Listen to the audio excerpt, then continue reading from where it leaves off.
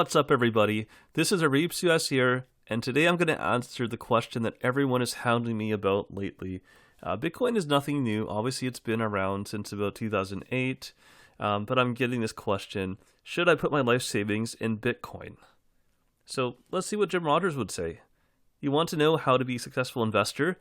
Stay with what you know. And full disclaimer, as much as I love Jim Rogers, he is not big on tech stocks. He is not big on cryptocurrency. But for the same reason, he can give this advice. He says he doesn't understand it, and therefore he's going to take, obviously, his own advice. I believe I do understand Bitcoin and the cryptocurrency market, and I'd like you to understand a little bit about it and make an informed decision before you throw your life savings into Bitcoin, which could be a fantastic decision. But let's base it on some relevant information now. Okay, let's look at the market cap. Now, a lot of people have said that, Areeb, hey, Bitcoin, could it go to zero? A lot of experts can tell you out there that fads don't last for 12 years. That's how long the crypto market has been around for. And at the time of recording this video, the market cap was actually about $638 billion. You also note as well that of that market cap, Bitcoin is $418 billion.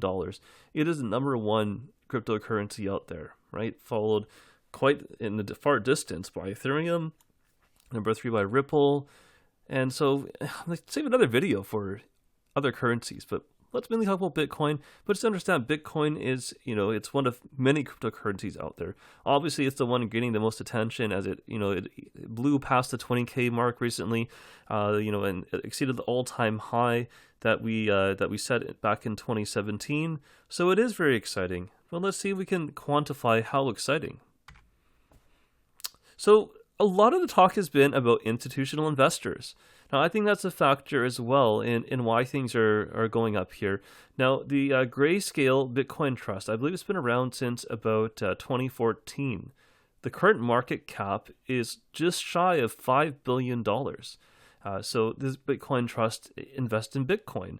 Obviously, you can see that people are piling money, right? It's not a fund to be taken as a joke. Actually, in fact, I checked the price hours ago, and so this screenshot is probably from about last night, and you'll see in the screenshot at the time, at the close of December 17th at 4 p.m. EST, it was $28.25 per share. When I checked earlier, it's about $30. Okay, so it's moving, and it's moving, pretty much in line or similarly with how Bitcoin is moving. Okay, and let's look at some of the big Bitcoin owners. Now, obviously, Forbes can't tell us everyone, and I can make another video about how many whale accounts out there that hold billions of dollars of Bitcoin, and we don't necessarily know who those are. But we do know there are some very large funds with billions under management that are invested in the Grayscale Bitcoin Trust Fund that I just told you about. So, for example, here they have 20,000 shares, the ARK investment, and so I'm not going to go through all of them. I just want to show you that there are some very big funds that are investing into Bitcoin. That appears to be a trend this year. Another exciting thing that really means a lot to me is DBS Bank out of Singapore. They've launched their own cryptocurrency exchange. I haven't actually checked to see if it's actually active. They announced it and then didn't actually make it active. But nevertheless, that is huge news. They are the first bank in the world, traditional bank at least, to support Bitcoin, Ethereum, Ripple, and Bitcoin Cash. So that is absolutely huge. It's another confirmation for Bitcoin. And also to remind you, though, there's other cryptocurrencies that are going to be huge and well supported by the financial mainstream. So it's not just Bitcoin, it's Ethereum, it's Ripple, and of course Bitcoin Cash, and there's many more currencies. But for Singapore, you know what Singapore represents. They are a financial powerhouse in the world. For them to do this is huge. It's trend setting. Singapore sets a lot of the trends in the world, and it's no surprise that the financial industry would follow suit. So, like I said, look at where it's coming from. This is not just a small country as much as Singapore. It's not a huge country, but they're a significant country in Asia Pacific and the world. Another thing that I'd like to draw the attention to. There's been a lot of debate for a while now is Bitcoin an asset class? I think the answer is now yes, quite definitively. If you look at the kind of people who are investing, it's not just, tech nerds like myself who think it's cool. The banks were staunchly against cryptocurrency for so long, and you're going to see someone eat their words in one of my later slides here. Okay, the banks don't like it. Naturally, would you like it if you ran an industry for hundreds of years or longer? Would you like it if some new technology came and almost made you irrelevant overnight? You would fight it tooth and nail. But it looks like there's a tide that they've realized they can't fight. How do you fight over $600 billion? Okay, or over $400 billion in Bitcoin? You don't. And you also look at how Bitcoin is functioning as digital gold. So quickly understand this. Bitcoin is not unlimited. Yes, I know people say it's created out of thin air, which it kind of is, but it's not just created like that. It's created using real power and real equipment to solve mathematical problems. That's how the process of mining works. So it's absolutely, akin to digital gold. It's not me saying that. Look at some of these, really smart financial analysts. And so you can see here, they're saying that, Bitcoin, it looks more gold-like than gold. Okay, if that makes any sense. That's just me paraphrasing what's here. And they say Bitcoin does look more like digital gold, particularly persistent decline in the US dollar. Okay, so it's a hedge against uncertainty and inflation and geopolitical risk. Okay, and that is what gold is meant to do. And Bitcoin seems like that is what's happening right now, whether you say it's due to the pandemic or what people perceive to be a impending crash in the stock market and depression possibly coming up. Whatever you think that is, whether those fears are founded or unfounded, people flock to gold, and they're flocking to digital gold in numbers that you've never seen before. Obviously, we're crossing new territory each day in the price of Bitcoin. Now, as well, I said that some banks are going to eat their words, and I can make a video on this, okay? Jamie Dimon from JP Morgan, he does not like cryptocurrency. They have not been big on cryptocurrency whatsoever, and not that any bank really has, okay? But this is huge. So what JP Morgan is saying is that this new appetite from institutional investors, which is also huge, right? Institutional investors obviously are, serious investors and not people, that are just toying with Bitcoin.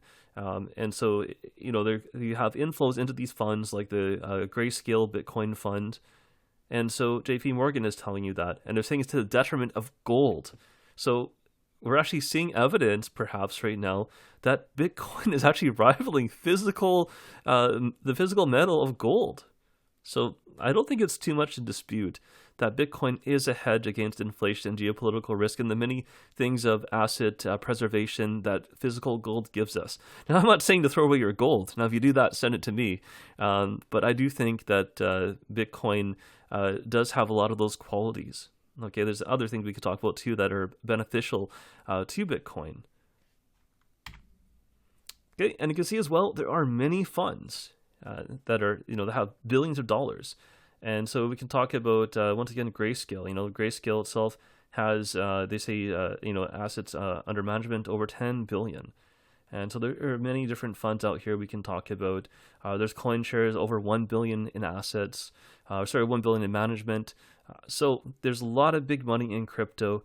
And with that said, though, how do I recommend you would get into Bitcoin? We can talk about that in a different video, and I'll talk a little bit later on about that and my thoughts of it. And if that's not enough, there's a leaked Citibank executive report that predicts that Bitcoin could hit $318,000 per coin by the end of 2021. I don't know if it's really leaked or how we're talking about that, but that is absolutely huge. It's not just a crypto enthusiast like myself making that call. I'm not going to make that call, okay? And also, as you guys know, John McAfee predicted that Bitcoin would hit over $1 million, or he'd do some very unsavory things on TV. Okay, you can look that up if you're not sure what I'm referencing. I don't know if that's going to pan out right now, But it's quite huge. Who we're talking about here is making this prediction of 318K coming out of Citibank. And a lot of analysts have been calling easily within the next few years of Bitcoin being anywhere from like 15 to 100 to 200K. So numbers are all over the map. But we're seeing a bull market, I think, like we haven't seen since 2017. And as well, if you're not excited, the cryptocurrency exchange Coinbase, I'm not sure if you know Coinbase, but it is a very mainstream exchange that has made it really accessible for a lot of people I know, like friends and family, to get into cryptocurrency. So it's very user-friendly. I'm not saying I would keep my funds on any exchange, including Coinbase, but it's going to go public. It looks like they might be doing an IPO. This has been rumored, I believe, going back to the summer. So it's quite huge. And so what I'm saying is you can see a lot of indicators all around that are telling us that Bitcoin is about to go on a huge run. And so that's all I can tell you at the moment. Try and understand more of the things that are going on. Do your own research. Just like my man Jim Rogers says, okay, so only invest in what you know. And so if, as great as these numbers sound, and I think it is an investment I would advise friends and family to get into, would I put my life savings into it right now? I guess it depends on what your risk ratio reward is. Okay, if you look back at numbers, it's like people saying, would you put lots of money into gold? Well, in the long term, generally people don't lose. Bitcoin, and any cryptocurrency, they're making new numbers each day, so it's hard to say where it all ends up. But clearly, though, there's no going to zero anytime soon in a market that is $618 billion. So, guys, I'm Areeb US here.